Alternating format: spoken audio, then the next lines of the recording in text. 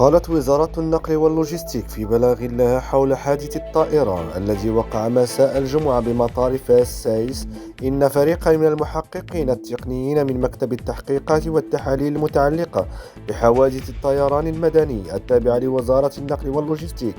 انتقل إلى مكان الحادث لإجراء التحقيقات اللازمة لتحديد أسباب وملابسات هذا الحادث.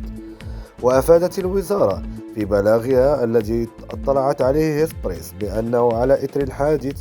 الذي تعرض له يوم الجمعة 11 أبريل 2025 على الساعة 4:10 مساء بالتوقيت المحلي طائرة من طراز هوكر إكس بي 800 رقم تسجيل CNTKC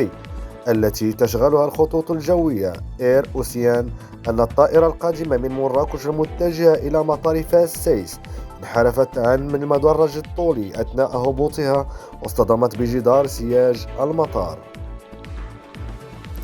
وأضاف البلاغ ذاته أن الاصطدام تسبب في إلحاق أضرار مادية جسيمة بالطائرة، مشيرا إلى أنه أصيب جراء هذا الحادث أفراد الطاقم الثلاثة للطائرة وشخص واحد على الأرض، ثم تم إسعافهم على الفور ونقلهم إلى مصحة للعلاج. من جهتها أكدت مصادر إسبريس بمكان وقوع الحادث أن الشخص الذي أصيب في هذا الحادث على الأرض والذي كان لحظة انزلاق الطائرة عن المدرج واصطدامها بشكل عنيف بجدار المطار بمحيط هذا الأخير هو راعي للغنم. وأشارت المصادر عينها إلى أن طاقم الطائرة الذي يتكون من الربان ومساعد ومضيف الطيران تمكن من مغادرة الطائرة قبل وصول عناصر الإسعاف على الرغم من تعرض أفراده للإصابة. وحسب الموقع العالمي لتتبع حركة الطيران المدني فلايت ريدر فإن الطائرة المذكورة التي تعرضت لإضرار شديد على مستوى مقدمتها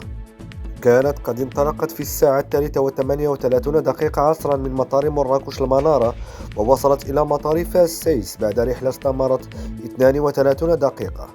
كما يشير الموقع ذاته إلى أن الطائرة المعنية كانت قبل رحلتها إلى مطار فاس سايس قد حطت بمطار مراكش المنارة في تمام الساعة 2:33 بعد الزوال بالتوقيت المحلي قادمة من مطار إيبيزا الإسباني في رحلة استغرقت 2 ساعات و9 دقائق.